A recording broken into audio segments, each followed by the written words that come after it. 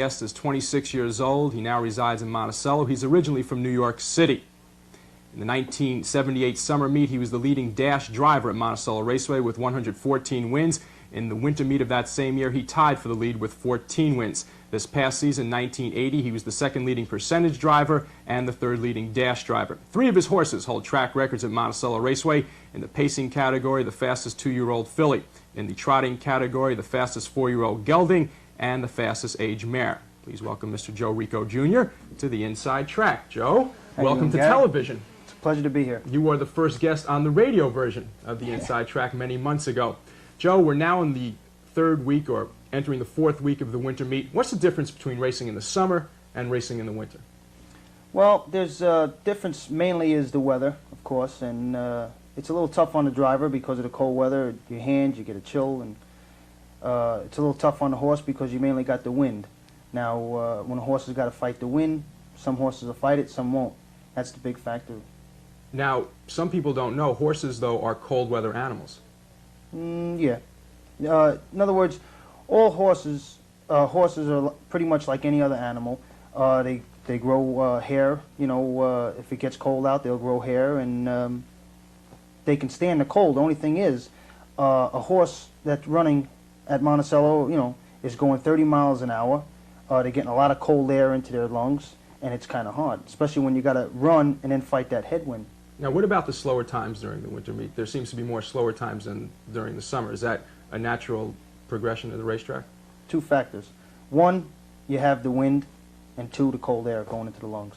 Now, speaking of times, we're going to take a look at 2 of the highlight races from the past 2 years, those being Classic 6 and Classic 5, which are the pinnacle of racing at Monticello Raceway for the summer seasons. Now, let's set up Classic 6, which last year featured Tyler B. Tyler B., the favorite, driven by Billy Herman, had the post position. How did you view the race before it got underway?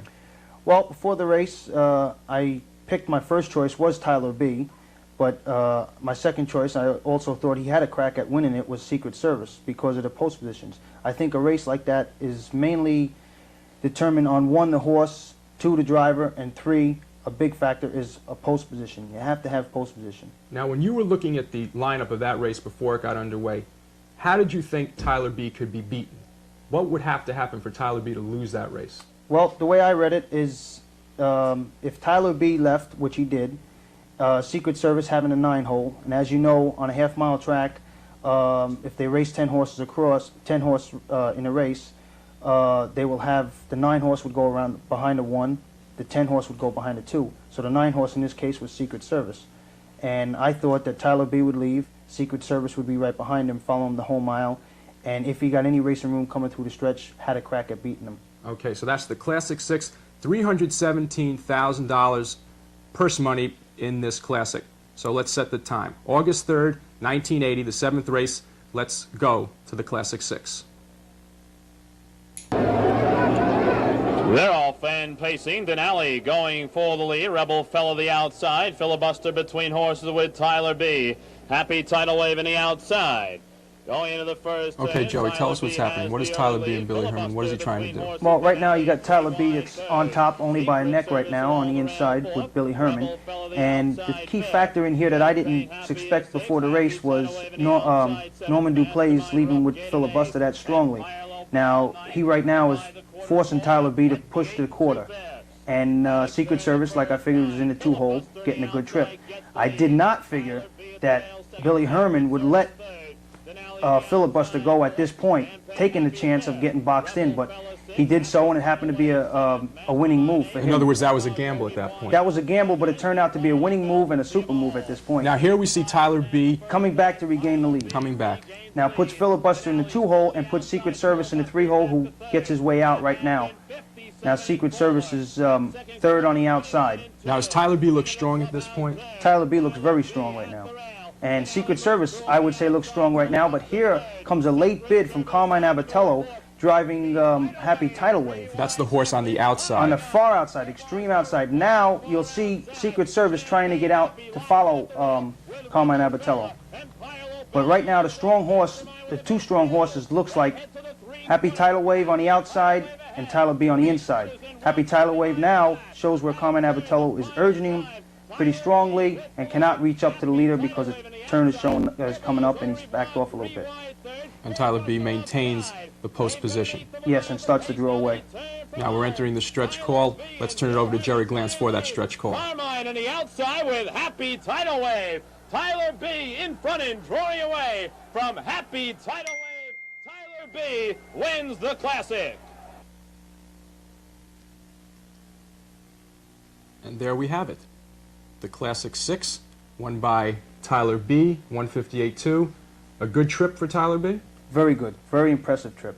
Very Okay. much so. And I thought Happy Tidal Wave did throw in a very good shot at him. He did. A well-driven race? Very well driven. I thought Carmine Abatello drove the race super. He had finished second behind Happy Tidal Wave, a horse that really did not catch the public's eye. Tyler B, Billy Herman, I thought drove very good. He took a gamble at the 3/8 pole. It turned out to be the right thing. Okay, let's go back in our time warp now to 1979 and the Classic 5. Tijuana Taxi, Happy Motoring. This Classic has been called by some the best Classic ever. What did you think before this race? Well, I don't want to leave the lady out, Happy Sharon. Never leave the ladies out. What was your perception of this race before it went off? Before it went off, I took Tijuana Taxi, to be honest with you, and I really thought Tijuana Taxi would be the tough horse in there. I thought he'd go to the top and just never look back, just keep on going. Now, for people who, of course, have not seen this race, this is the Classic horse race. A horse, Tijuana Taxi, having the lead for almost the entire race, or at least the first 3 quarters, and then Happy Motoring coming on strong to win almost at the wire. Yes, I think Happy Motoring showed a super race. He showed how much effort he put in there to win and determination to win a race. And I think that a good round of applause goes to the driver, Billy Popfinger. I think he kept his horse alive. He drove very well. His horse had a tough trip, and he made the best of it. Okay, enough talking about the Classic 5. Let's go back in time. August 5th, 1980, the 7th race, and the Classic 5. They're off and pacing. Most Happy Collins going for the lead. Tijuana Taxi on the outside with Set Point. Happy Sharon at the rail. Going into the first turn, Most Happy Collins has the lead. Okay, Joey, Classic 5, Tijuana Taxi and Jim Miller. What's taking place? Well, right now, Tijuana Taxi leaves out of there, and also on the rail is Most Happy Collins. Most Happy Collins lets Tijuana Taxi go pretty easy, and Tijuana Taxi's got his own way all the time to this point. And you got on the outside Happy Motoring. If you can see him now, about 6th on the outside. Now, if you notice, Billy Popfinger is not really rushing him up to the leader. He's just inching his way up there, biting his time, and just getting his horse comfortable and set. Is that a good game plan? I think Happy Motoring? I think so, very much so. Now, Tijuana Taxi maintains the lead around the first half mile. Is Jim Miller pleased at this point? I don't know personally, but I would say yes, he'd have to be very much so pleased right now. Now, what is Billy Popfinger and Happy Motoring trying to do? Billy Popfinger, if you notice a little bit into this turn here, he'll start to urge Happy Motoring up towards the lead horses. Up until this point, he hasn't urged the horse. He's been sitting on the outside. Now he starts to urge his horse, try to get up to the leader, try to put him in contention, and try to win the race, which he ends up doing. Tijuana Taxi, is Jim Miller looking over his shoulder at this point? I think he's urging his horse now. For this large sum of money, I don't think you're going to be looking over your shoulder too much. But the one thing I'd like to point out, 4th on the inside right now is a nice, super nice filly named Happy Sharon. And watch her get moving to the outside right now. She's 4th. Now she's to the outside. She gets the urge of the whip by Wally McElmurray.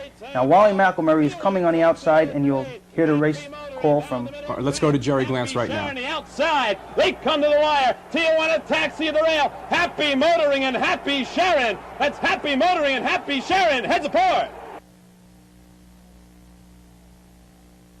The Classic horse race, Happy Motoring coming from behind to win at the wire. I think it was just a super race. I think he's just a super horse. And driven well. Driven very well. And the lady did get a good break. She got a good trip, and that's what it shows in horse racing. If you get a little bit of luck and you get that good position, you can get a piece of the pie, and that's what happened with Happy Sharon getting a piece of the pie. And Happy Motoring, just a super athlete. And expert analysis, of course. Joe, what happens after the winter meet? What do you do with your horses after the winter meet? Well, this year here, I bought quite a few young horses, yearlings, broke them. I'm going to end up taking them to a farm, training them there, teaching them how to become racehorses, And then a few other horses I have that are racing at Monticello right now in the high classes, I'm going to take them to the Meadowlands. Continued success in the winter meet. We've done radio, we've done television. The next thing is movies. Either movies, I was thinking about Broadway. Joe Rico Jr. Coming up next, the Professor, John Manzi. But first,